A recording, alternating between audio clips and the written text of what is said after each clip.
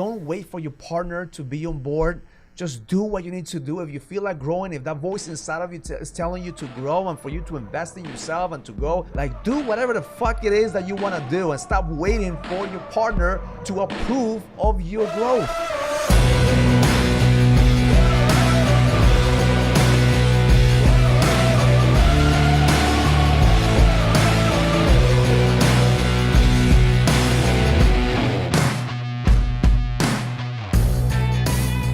Welcome to the Got Money and Sex podcast. My name is Raul Villacis, and I'm here with my host, Vivian Villacis. So happy to be here with you today. I'm happy to be here, girl. So you just came back from a trip from California. So share with us, what did you experience in that amazing feminine boot camp that you were in?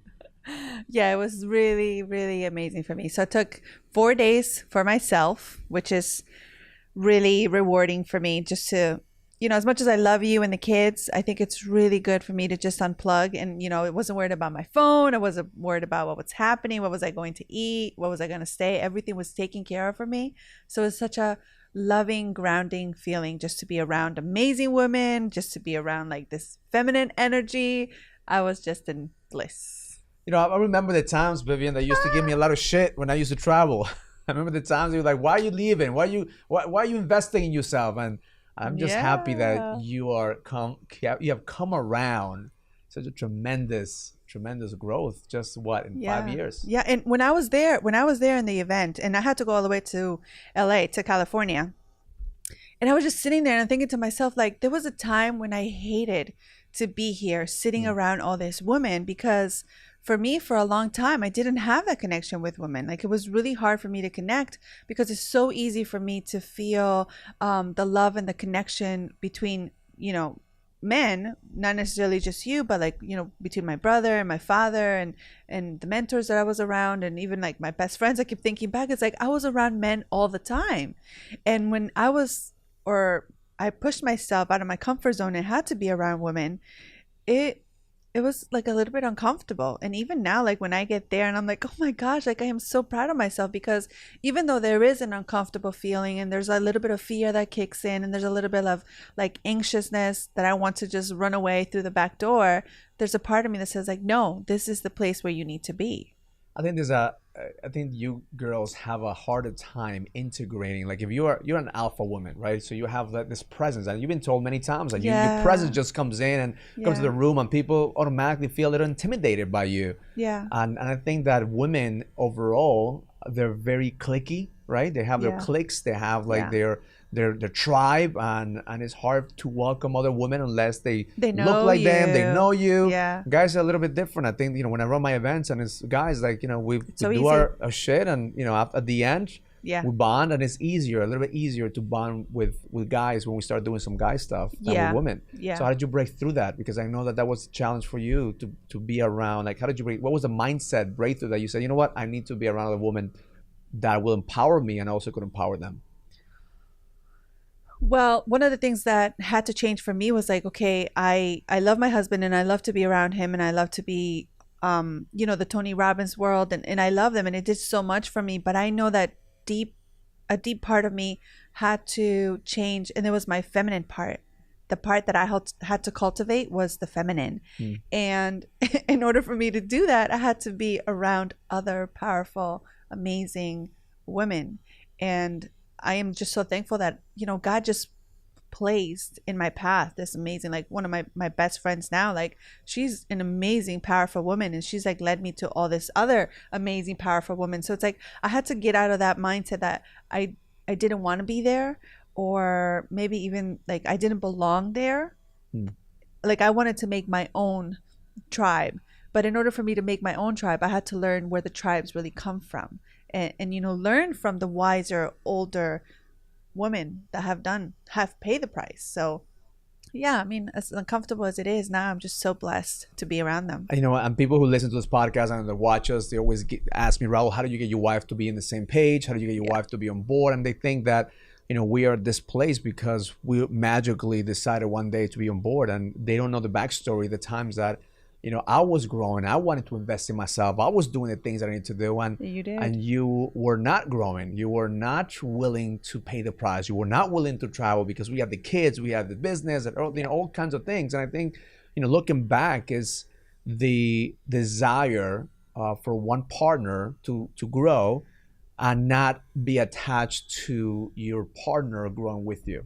Because if it was a matter of, okay, if she doesn't want to grow, we're gonna get divorced and we're gonna leave. I mean, I think that thought never crossed my mind at that moment. It was just me, I just need to do me. I just need to continue to grow. Like, something good is gonna happen here, because I felt like I was in a growth spurt. And even though you were not at that moment supportive, I wouldn't say supportive, you were not on board to do it with me.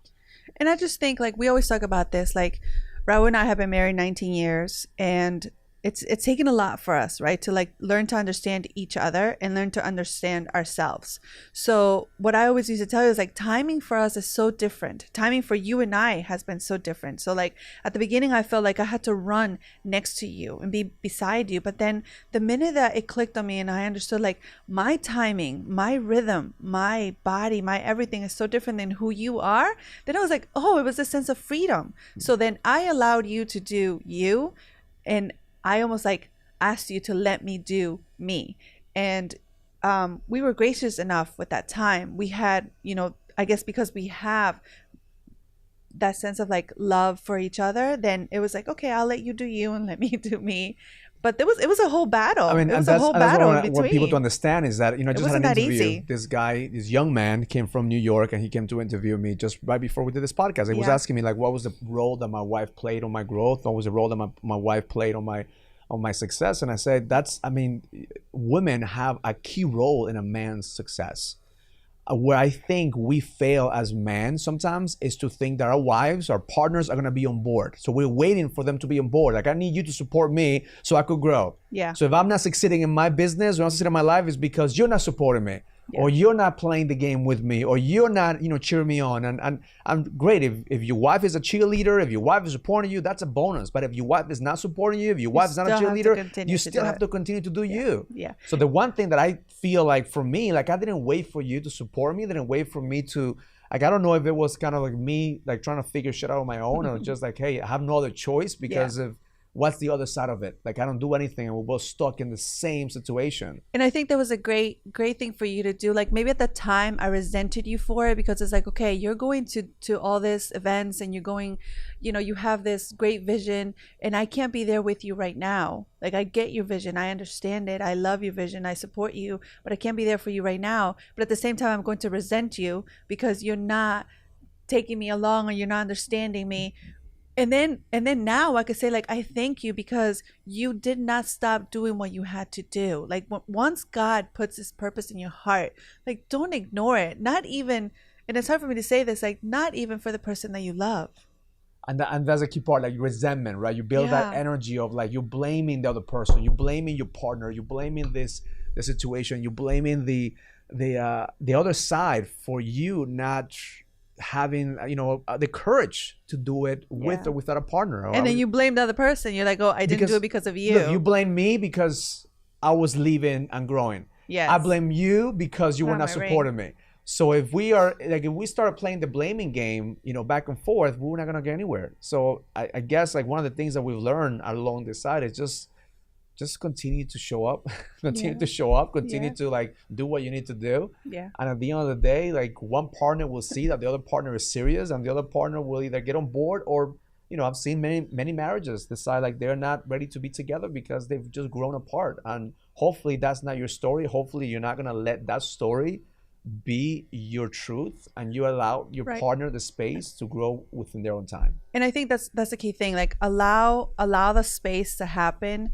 But along the way, what we did is share the vision that we both had, share what we were going to, share our end result. So to make sure that we were both in the same book, maybe not in the same page.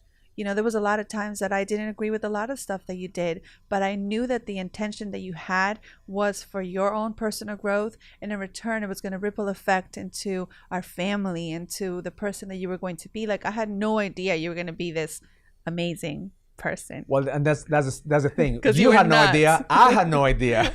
Like, people think about, like, we had this amazing plan that everything's gonna work out. Like, the story continues to develop. Yes. Like, we're far from being where we want to be. So the one takeaway that I want people to understand when they're watching this or they're listening to this podcast is, don't wait for your partner to be on board. Just do what you need to do. If you feel like growing, if that voice inside of you is telling you to grow and for you to invest in yourself and to go to a seminar, to go to a training, to read a book, and to go all the way like I did. I went to India for like 2 weeks. Like, do whatever the fuck it is that you want to do and stop waiting for your partner to approve of your growth. Like, the number one reason why marriages are failing is because we're looking for approval from the other person for us to do what we want to do.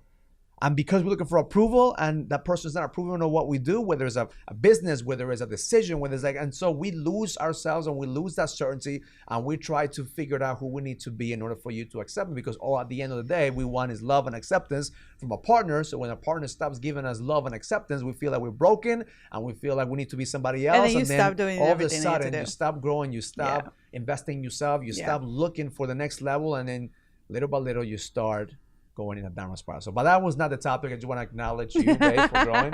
We get enough topic here. So if you're listening to this in Facebook Live, just comment down below and let us know where you're hearing us from. If you're in Facebook Live, if you're not in Facebook Live and you are listening to the podcast, don't forget to subscribe. Don't forget to give us a review. We are making sure that the content that we're giving you is exactly what you need in order for you to grow in every aspect of your life, God, money, and sex, because what we believe is how you do anything is how you do everything. So how you treat your marriage is exactly how you treat your business. How you treat your business is exactly how you connect with God. Yes. So we don't believe in balance. We believe in integration. So God, money, and sex is our trilogy. And it comes together all the time. Somehow they all come together. So one of the things that I was talking to you about also was, once we come back from this amazing event and we feel like so full and so ready to go out into this world, and then you come back to the real world, and then a lot of the times we get stuck because there is so much information. It's like an information overload, and it's like, what do you do with all this information? And one of those great things that Sheila said to us, I went to a Sheila Kelly event. If you don't know her, look it up. She's having an event here in New York in January. Right? S Factor, Sheila Kelly's S Factor. She talked about 3 things that you need to do. And this is something that you could do every day. And it's kind of what you talk about, but it's like consciously, constantly creating or cultivating whatever it is that you need to cultivate. And for me in this instance is my feminine.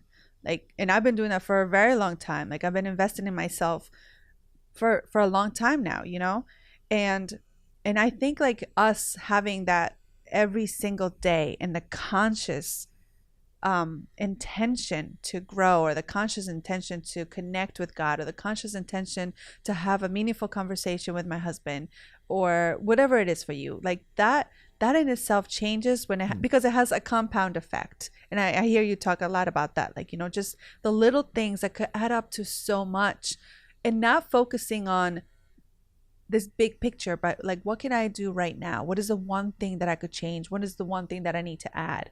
Like, for me, it would be like more exercise. Like, I don't love to exercise, but I love to dance, and that is part of exercise. I'm like, okay, I could do that. I don't have to go and like beat on my chest or do what you do, but I have to do what I love to do.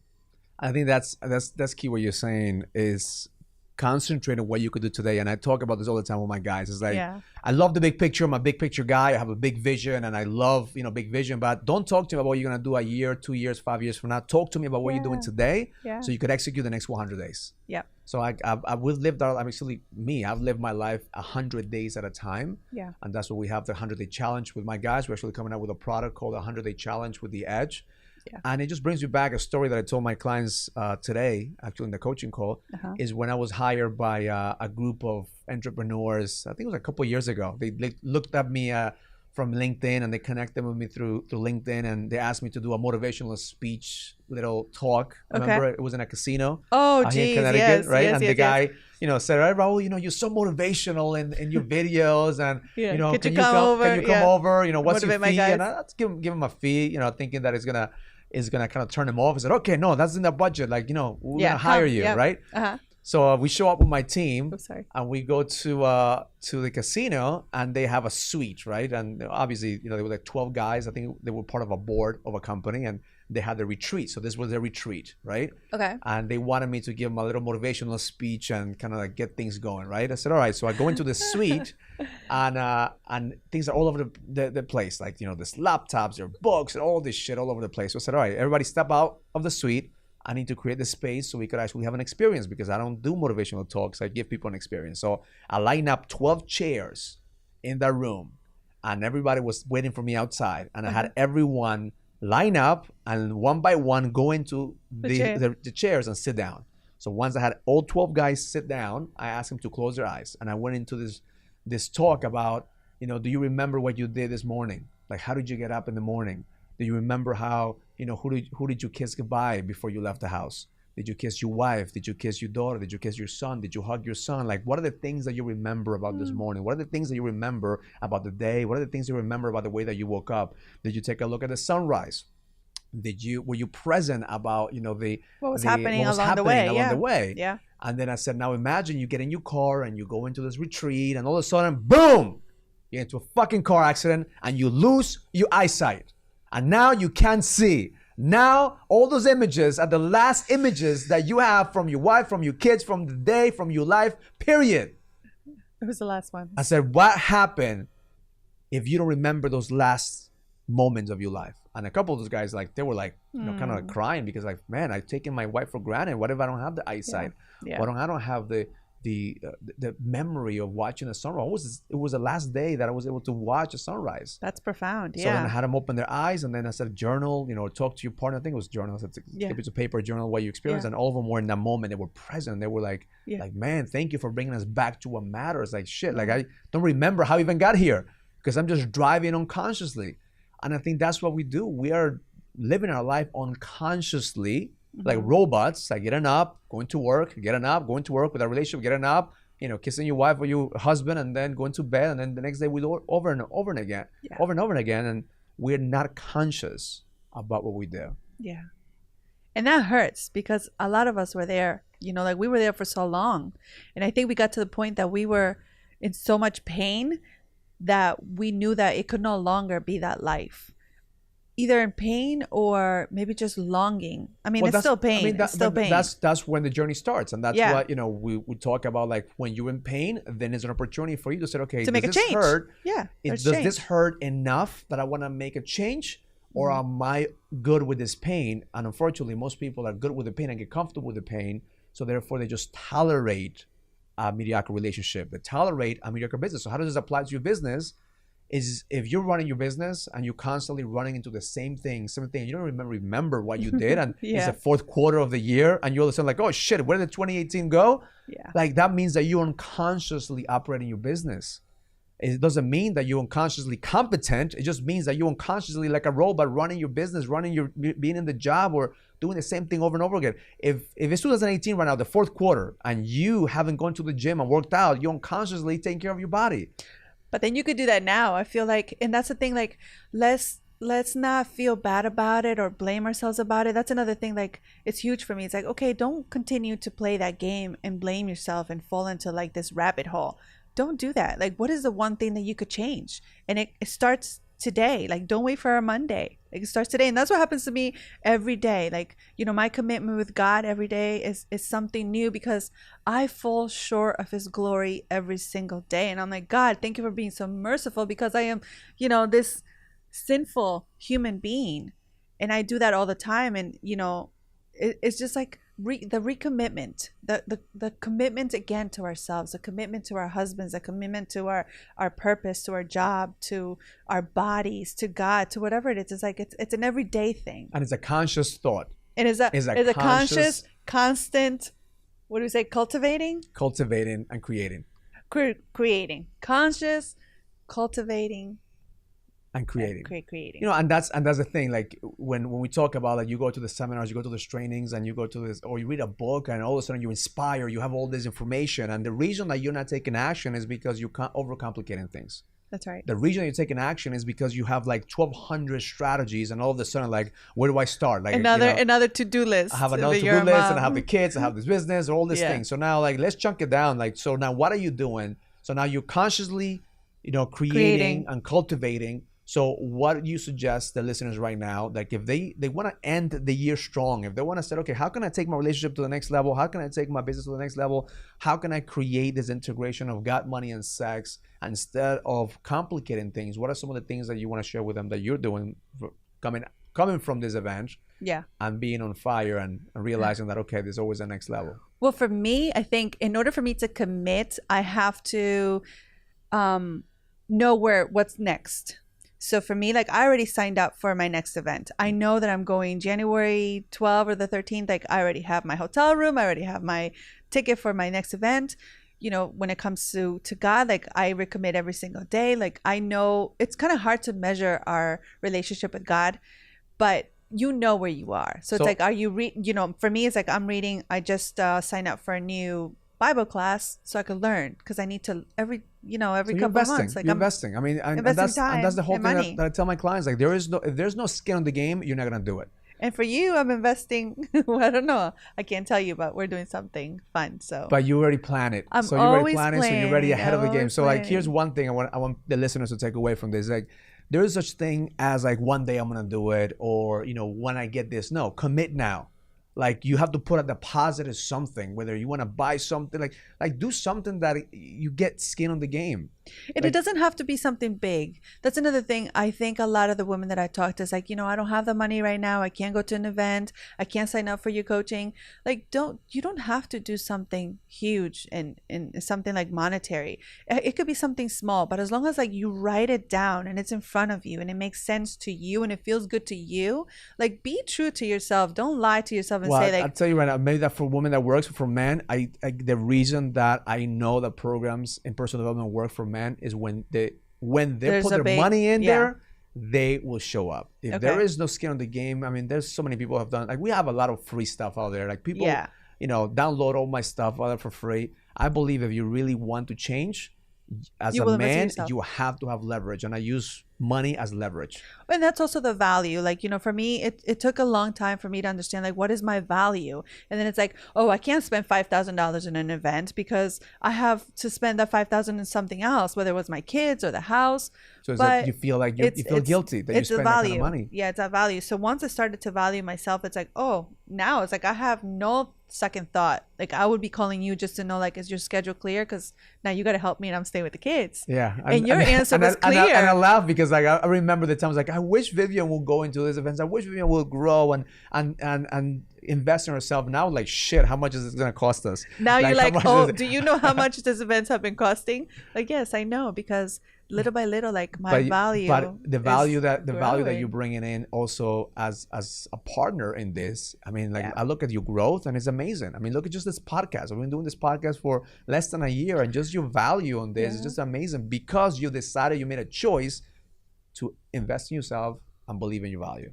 And thank you for honoring my timing. I think it's huge. If you guys are hearing this out there, your wives, your partners, your queens, they're by your side. Just allow them the time to grow, because God has a huge purpose for us, for all of us. It's just like, once it clicks, once it makes sense, it's like an explosion. Simon. So to wrap this up, guys, who listen to this, men who listen to this, give your woman the space. Don't force her to do the things that you want her to do. Don't think like, if she grows, I'm gonna grow my business. If she does this, no, give her her space. You do what you need to do. You show up. You continue to show her that you're serious about your business. You're serious about your marriage. You're serious about working on yourself. Eventually, she will see who you're becoming, and she will be on board. And woman, if you are married to a guy that's very intense and is constantly going 100 miles an hour, just let him do what he needs to do. Just be there. You may not want to do the things that he's doing, but just allow him just his freedom to do what he needs to do. Because eventually you start thinking, okay, I could do this too. Or you want to invest in yourself, and both of you will benefit from the growth. Consciously creating consistently. Yes. Every single day, doing something that's going to get you closer to that level in your relationship, in your business, in your body, in your marriage, in your connection with God. Yes. Don't wait until that one day. Don't wait until like the end next of the year. Do it now. Commit. Put the money down. Make the decision. Write it down. Do whatever it is that you need to do, but commit. Because nothing happens unless you commit. That's so true. So sign up for our podcast, sign up for our YouTube channel, to find us in Facebook, find us on Instagram, find us everywhere, follow us everywhere, except for our bedroom, because we'll keep it private. Thank you, babe. Been amazing. Love you. Learn it, live it, experience it. Love life.